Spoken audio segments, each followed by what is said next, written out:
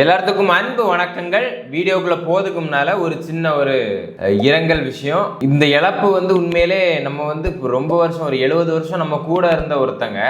So இதுக்கப்புறம் கொஞ்சம் கொஞ்சமா நம்மளை விட்டு நம்மளை விட்டு போக போறாங்க. அப்படிங்கிறதுனால எல்லாரும் ஒரு 2 நிமிஷம் கண்ணை மூடி இறைவனிடம் பிரார்த்தனை செய்யுங்கள். யாருக்காக பிரார்த்தனை செய்யணும் நீங்க இந்த இடத்துல கேட்கணும். அது வேற யாரும் இல்லை, இந்த தத்தி தான். இந்த தத்தி ஸ்டாலின் மகன், இந்த MK ஸ்டாலினுக்கு மகன் இருக்காருல்ல, அந்த மகன் அவருக்கு கட்சிக்கு 70 வருஷமா பூட்டி பாதுகாத்து, அதாவது சொல்லுவாங்க, நம்ம தாத்தை மாதிரிலாம் சேர்த்து வச்சதை புள்ள அழிப்பான், புள்ள வந்ததுக்கு அப்புறம் பேரை அழிப்பான், அவனுக்கு அருமை தெரியாது பாருங்க. 3 கட்டி 300 வருஷம் வாழ்ந்தாலும் இப்படி ஒரு தத்தி இடையில வந்துச்சுன்னா என்ன ஆகும்னு சொல்லி இனிதான் தெரியும். அந்த கட்சியோட அழிவை இவனே வாயை வச்சு சும்மா இல்லாம இவனே அழிச்சு விட்டுருவான். நம்ம எல்லாம் சும்மா இருந்து வேடிக்கை பார்த்தாலே போதும். கோடி கோடியா திருடி கட்டி பாதுகாத்த அந்த பில்டிங் சரிஞ்சு உள்ள போகுதுங்கிறது இந்த தத்தி. அது அந்த ஆளுக்கு தெரியாது. இந்த தத்தி பிறக்கும் போது சந்தோஷமா சீனி தண்ணி, அவர் ரொம்ப பேரர்கள் பிறந்துட்டார்கள். அது யாருக்கு பேரங்கிறது டவுட்டு. இதுல பேரன் பிறந்துட்டான் அப்படின்னு சொல்லி கொஞ்சம் சந்தோஷத்துல இருந்திருப்பாங்க. இப்போ தானே அதுக்கு விளைவு தெரியுது, இதை பெற்றதுக்கு அப்படின்னு சொல்லி இப்போ தலையில் அடிச்சிட்டு இருப்பாரு. இங்கே சட்டமன்றத்துக்குள்ளேயும் வர முடியாம, சட்டப்பட்டனையும் ஒழுங்கா பூட்ட முடியாம சட்ட சிக்கல்ல மாட்டிக்கிட்டாரு. இப்போ கொளத்தூர் கோவிந்தன் MK ஸ்டாலின் அவர்கள். ஏண்டா உனக்கு தண்ணி வரலனா நீ அதை நம்மள அவரை மாதிரி பேசுன்னு தான் நினைக்கிறேன். சரி, இருந்தாலும் அண்ணனுக்கு சில விஷயங்களை ஞாபகப்படுத்த வேண்டியது இருக்கு. ஏன்னா மறந்து போயிடுறாரு. ஏன்னா அது தத்தி தானே, தத்தி அப்படித்தானே இருக்கும். அண்ணே உங்களுக்கு ஞாபகம் இருக்காண்ணே, நீங்க பால்டாயில் குடிச்சது மேபி அதுக்கப்புறம் மறந்து போயிட்டாரா என்னது அப்படின்னு தெரியல. நமக்கு அது மறந்தாரா அப்படிங்கிறதும் தெரியல. நீங்க பால்டாயில் குடிச்சது ஞாபகம் இருக்காண்ணே உங்களுக்கு? எதுக்காகண்ணே, எந்த நடிகைக்காகனே குடிச்சிங்க? உங்க அப்பா எந்த இடத்துல காலில் விழுந்தான்னு சொல்லி ஒரு ஸ்டோரி இருக்குண்ணே, நமக்கு இருக்குன்னே பேக் ஸ்டோரி. எப்படியாச்சும் என் மகனை காப்பாத்திரு எடப்பாடி ஐயா, எப்படியாச்சும் காப்பாத்திருங்க ஜெயலலிதா அம்மா அப்படின்னு சொல்லி. எதுக்குண்ணே அண்ணே, அண்ணே எதுக்குண்ணே பால்டாயில் குடிச்சிங்க? ஊரெல்லாம் முன்னை கண்டு வியந்தாரா, உன்னோடு காதல் கொள்ளும் தாரா தாரா ஆரா ஆரா அப்படின்னு சொல்லி பாட்டெல்லாம் பாடினியனே. ஏங்கி போய் கிடந்தியனே, ஏங்கி போய் கொப்ப மோன ஏங்கி போய் கிடந்தியனே. இதெல்லாம் மறந்துட்டானே அண்ணே, மறக்கலாமே. இந்த பால்டாயில் குடிச்சதுல மறந்துட்டானே. 1க்கு 3 கட்டி, அதுல 1க்கு இன்னொன்னு தெரியாம மாட்டி கட்டி, அப்புறம் என்னத்தெல்லாம் கட்டின்னு தெரியாது, அங்கே எதாவது கட்டி பிடிச்சானு தெரியாது. இந்த மாதிரிலாம் பேசலாமா? நல்லா இருக்குதா? அரசியலுக்கு நல்லதா இது? சரி, அதை அவாய்ட் பண்ணிடுவோம். அதான் சொல்கிறேன்ல, நாங்கள் எப்பவுமே மரியாதை கொடுத்து பேசுகிற ஆட்களும் கிடையாது, அதுக்காக அவதூறாக எப்பவும் பேசுகிற ஆட்களும் கிடையாது. நீ அசிங்கமாக பேசினா நாங்களும் அசிங்கமாக பேசுவோம், மிரர் மாதிரி செயல்படுவோம். ஆனால் எனக்கு ஒரு டவுட், இந்த பால்டாயில் எப்படி இவர் வீட்டுக்கு வந்துச்சு? ஒருவேளை அதாவது இவங்க டாடியார் குடிக்க வாங்கி வச்சதை இவர் எடுத்து குடிச்சிட்டாரா என்னன்னு தெரிய மாட்டேங்குது. ஏன்னா அவருக்கு ஒரு பேக் ஸ்டோரி இருக்கு. செர்ரா தத்தி துபாய்க்கு ஆகுனா எதுக்கு கிளம்பி போற? அது என்ன 40 லட்ச ரூபா கதை? அது என்னன்னு சொல்லும் போத, அது என்ன கதை? 40 லட்ச ரூபா, 50 லட்ச ரூபா, 50 கோடின்னு சொல்றாங்களா, அது என்ன கதை சொல்லு? துபாய்க்கு ஆகுனா ஓடிட்டே இருக்கிற, அங்க என்ன வச்சிருக்க சொல்லு, என்னடா வச்சிருக்க? இல்லைங்க இருந்து சுரண்ட பணத்தை கொண்டு வச்சிருக்கிறியா? அப்புறம் பெத்துராஜ்னு ஒரு கேரக்டர் இருக்காங்க. அந்த கேரக்டரை பத்தி நாங்க சொல்லட்டுமா இல்லை நீங்க சொல்றீங்களா? இல்லை நீங்களே சொல்கிறீங்களா? நாங்கள் சொன்னால் கொஞ்சம் கேவலமாக அசிங்கமாக கொஞ்சம் வண்டியாக சேர்த்து சொல்லுவோம். நீங்கள் சொன்னால் உண்மையான உங்களுடைய புனிதமான கதையை சொல்கிறீங்களா? மேடை போட்டு தரட்டுமா? அதாவது கேவலமான குடும்பத்துக்கு எக்ஸாம்பிளே அங்கேருந்து வம்சாவளியாக வந்துட்டு இருக்கு. இதில் இவனுங்க பேசுகிற பேச்சு அங்கே உனக்கு, அதாவது ஸ்டேஜில் ஓப்பன் ஸ்டேஜ் போட்டு பேசினவர், கமிட் பண்ணவர் அந்த விஷயத்த. இங்கே என்ன நடக்குதுன்னே தெரியலை. அவங்க குடும்பத்துக்குள்ளே அது பிரச்சனை இல்லை, இவனுங்க இருந்து பஞ்சாயத்து பண்ணிட்டு இருக்காங்க. சரி, இது இந்த மேடை எதுக்கு? விவசாயிகளுக்கான ஸ்ட்ரைக்குன்னாங்க. நீ என்ன ஸ்ட்ரைக் பண்ணிட்டு இருக்காங்க? என்ன பேச்சு? இது தேவையா? அதை தான் நேஷனல் மீடியாவில் போட்டு கிழிச்சிட்டு இருக்கானுங்க. இந்த தத்தியெல்லாம் இத்தனை வருஷம் எப்படி நீங்கள் ஜெயிக்க வச்சிங்க அப்படின்னு சொல்லி. அடுத்தது, காவேரியிலேருந்து ஒரு சொட்டு தண்ணி வரல. டேய் சேரா, காவேரியிலேருந்து மழையில இப்போ வந்துருச்சு, அதை விடுங்க. 70 வருஷம் என்னத்தை புடுங்கிட்டு இருந்தேன்? போன 5 வருஷம் என்னத்தை புடுங்கிட்டு இருந்தேன்? உன்னால 70 வருஷம் இருந்து புடுங்க முடியல. உன் தாத்தனால, உங்க அப்பனால, உங்க அப்பனுக்கு ஃப்ரெண்டால, ஆஸ்கர் நாயகன் ஒருத்தர் இருக்காருல அவரால, உங்க அப்பனுக்கு ஃப்ரெண்டால, அவனுக்கு சொந்தத்துல எல்லாம் என்ன இவனுக்கு ரிலேட்டிவ்ஸா தானே இருப்பானுங்க எல்லாருமே. இந்த கட்சி அப்படிப்பட்ட குடும்ப கட்சி தானே. மொத்தத்துல இந்த குடும்பமே நீ இத்தனை வருஷம் கட்டி காப்பாத்தி ஜட்டியை தான் நீ வந்து காப்பாத்திருக்க. உன் ஜட்டியை காஸ்ட்லியா ஜட்டி தான் வாங்கி போட்டிருப்ப. இந்த 5ஆம் தேதி இவர் ஏதோ புடுங்கு வராம அதை விட மோசமா நம்ம தான் இந்த சட்டசபையில இருக்கணும். இந்த மாதிரி ஆட்கள்லாம் ஃபேஸ் பண்ணணுங்கிறது தோணுது. இல்லைன்னா ஒரு டிபேட்டுக்கு கூப்பிடணும் இவங்களை. நான் என்ன கேட்கிறேன்னா, இத்தனை வருஷம் இருந்த 5 வருஷம் இதுக்கு முன்னாலே நீ தான் இருந்த, ஒன்னால ஏன் தண்ணி கொண்டு வர முடியல? ஒரு சொட்டு தண்ணி, ஒரு சொட்டு.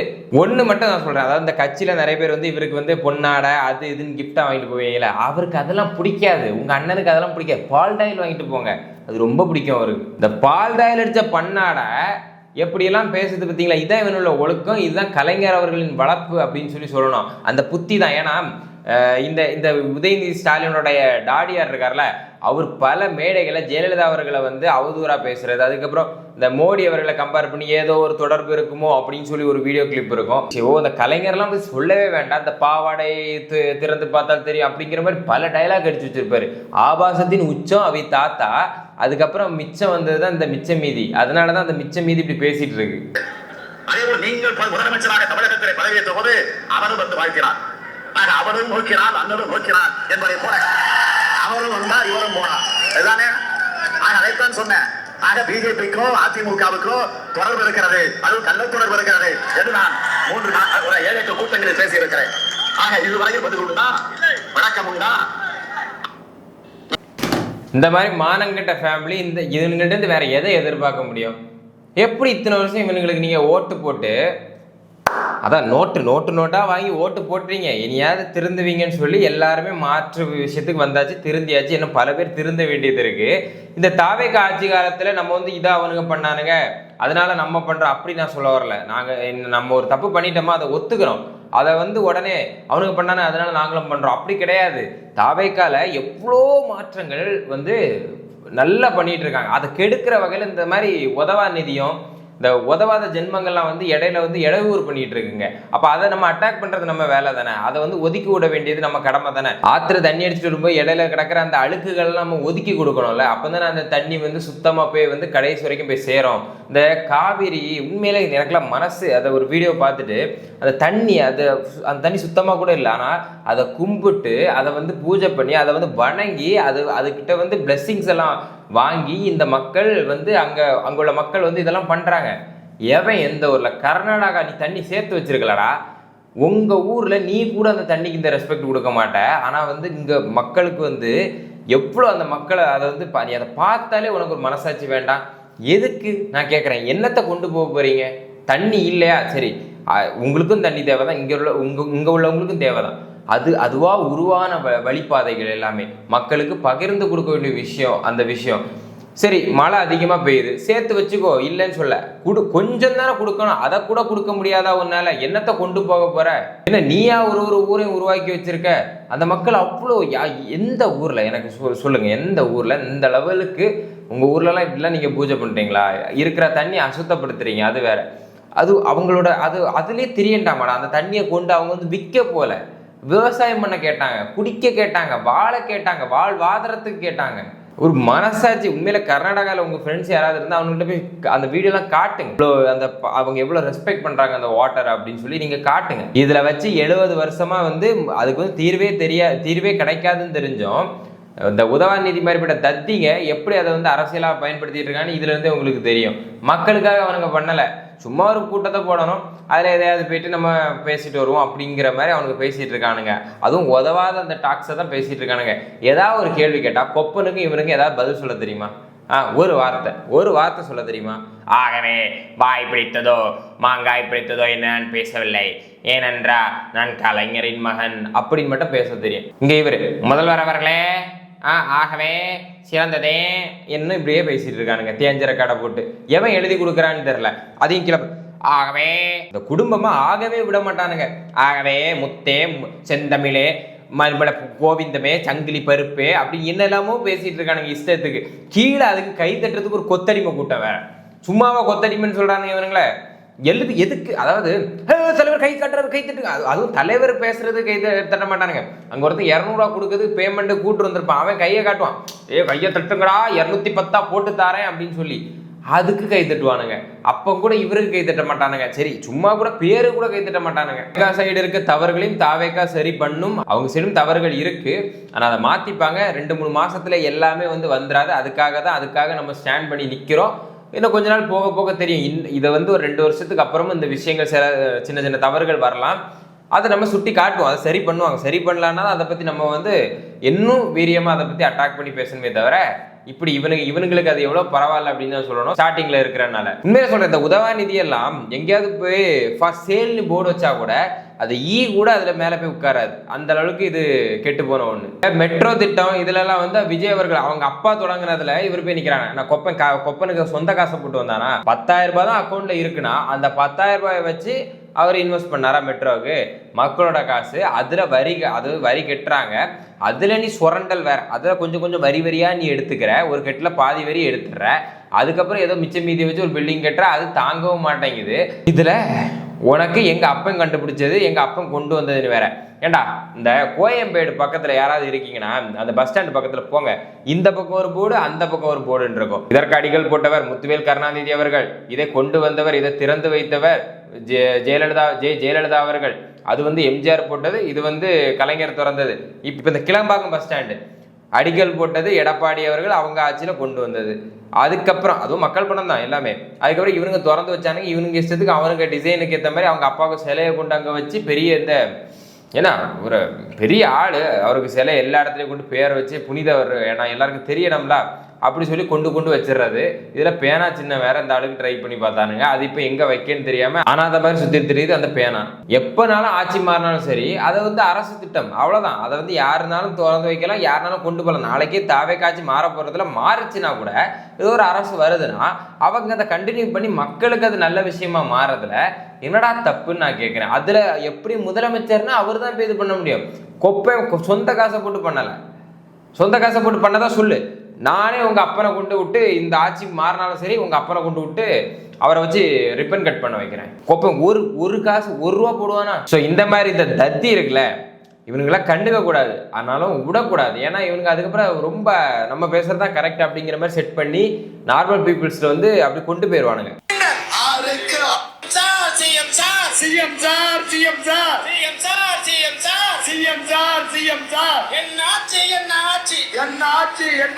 குளத்தூர்ல கொப்பன் தோத்து 4 மாசம் ஆச்சு. அவரு 4 மாசம் வீட்டுக்குள்ள உட்கார்ந்தாச்சு.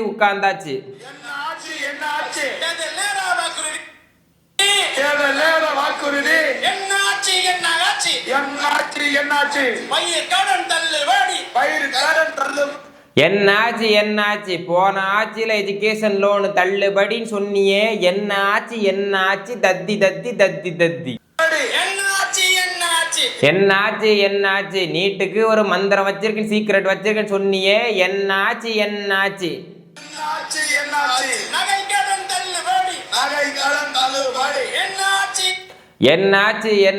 திமுகவை கொன்னு பூத்தி கொஞ்ச நாள் ஆச்சு.